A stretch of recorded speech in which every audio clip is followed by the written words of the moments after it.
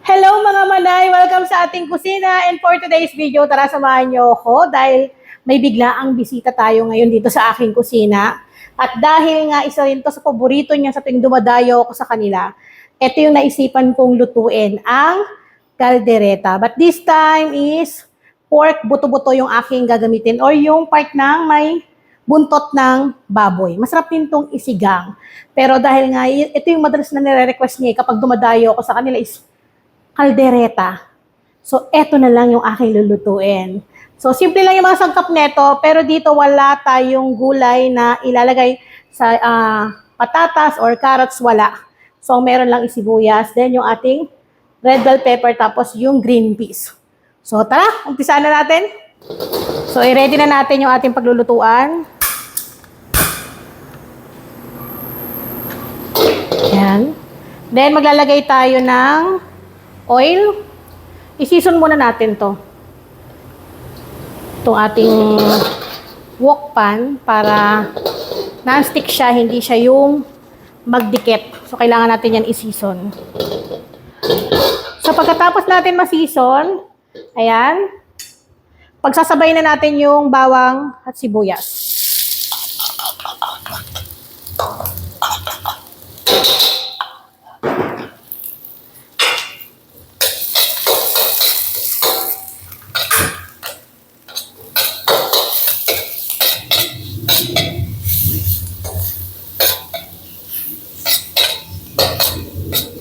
Isa-isa lang natin yan hanggang sa mag-caramelize yung ating onion, then lumabas yung aroma ng bawang. Pag ganito na, lumalabas na yung pag-caramelize ng ating onion, then yung aroma ng ating bawang, ilalagay na ang ating pork.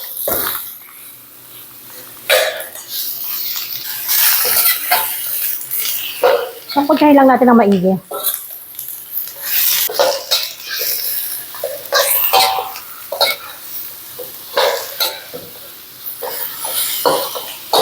Maglalagay din tayo dito ng patis.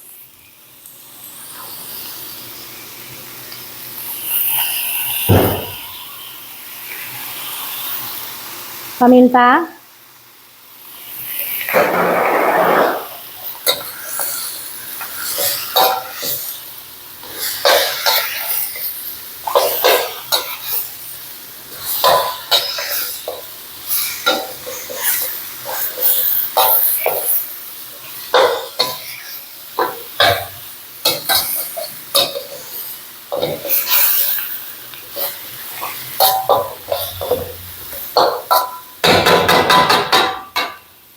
Hayaan muna natin ng ilang minuto.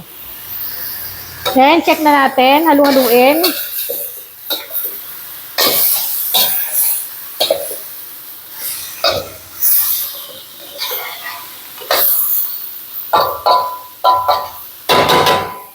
So, dito maglalagay tayo ng soy sauce.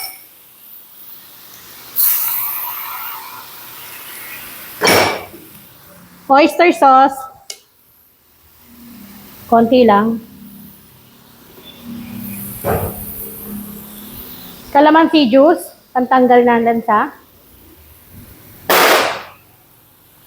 Konting asin. Balance lang dapat yung asin para hindi naman sobrang alat.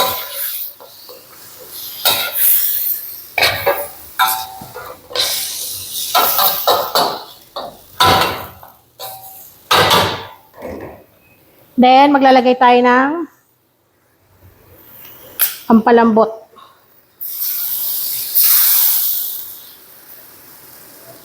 Sprite. Dito sa tomato paste, hindi ko ilalagay yung ganito karami. So, kalahati lang ng 70 grams.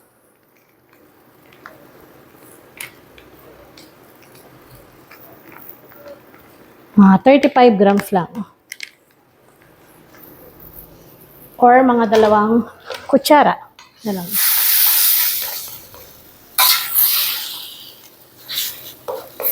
Haluin lang natin para matunaw ng maigi yung tomato paste na nilagay natin. Para hindi masunog.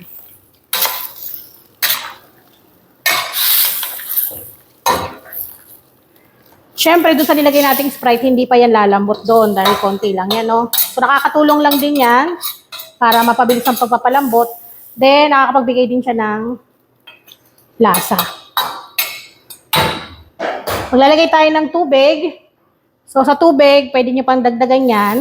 Depende sa inyong karne kapag tingin nyo ay kulang pa sa palambot. Dagdag pa kayo.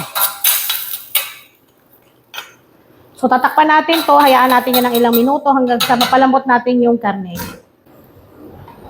So, syempre, kailangan i-check din natin maya-maya para maiwasan din na manikip yung bandang ilalim at masunog.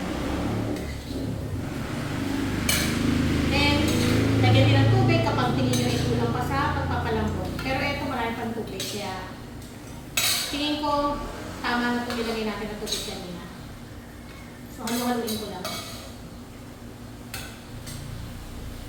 Nasa biyahe pa rin yung mga bisita ko, kaya naman, saktong-sakto pag dating nila dito, sigurado, luto na to. Ayan. So, takpan ulit natin. Check na ulit natin. Haluin ko muna. Yung apoy na ito, katamtaman lang para hindi naman mabigla.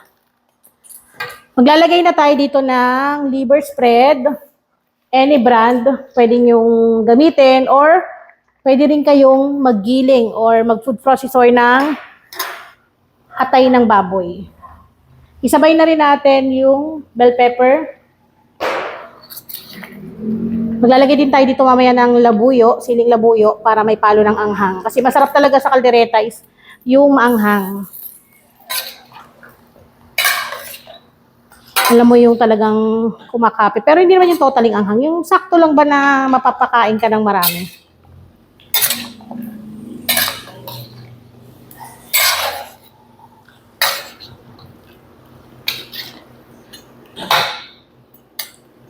Mamaya gaganda pa yung kulay niyan kapag natuyot pa lalo yung pinaka-sarsa niya.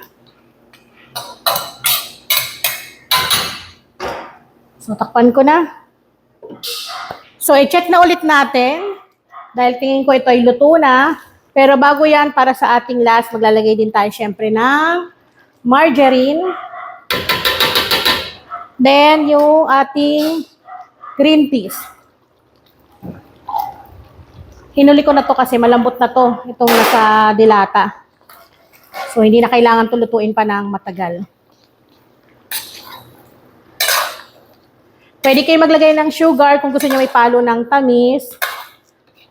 Then, huwag natin kalimutan, maglalagay din tayo ng siling labuyo.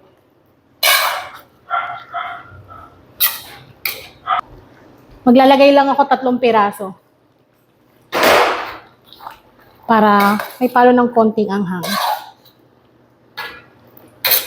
So, okay na to. Pwede na natin itong ihain. At excited na rin ako mga manay kasi malapit na rin sila. Yung saktong lapot. Sarsa pa lang na pang marami ng kanin ang pwede netong maubos. So, hindi na ako naglagay ng sugar kasi yung ating Sprite na nilagay kanina is meron na yung tamis. Pero nasa inyo kung gusto nyo pang lagyan at kung gusto nyo pang lagyan ng mga iba pang pampalasa, yun naman lagi ko sinasabi, kayo ang masusunod. So, yung kasama ko rito dahil natikman na niya, gusto niya nang kumain. Ayan, oh. Etong buntot ng baboy, masarap din to na tawag dito, isigang, di ba? Nilaga. Pero ngayon ito yung ginawa ko para naman may sarsa dahil puro na rin naman kami may sabaw itong nakaraang linggo. So eto na po ang ating kalderetang pork buto-buto. Sana ay masubukan ninyo. So ayan, muli ako po ang inyong madiskarting nanay. Maraming salamat po sa inyong panonood at abang-abang sa ating mga iba't ibang recipe na pwede mong matutunan at pwedeng mong pagkakitaan. So tara, kain po tayo!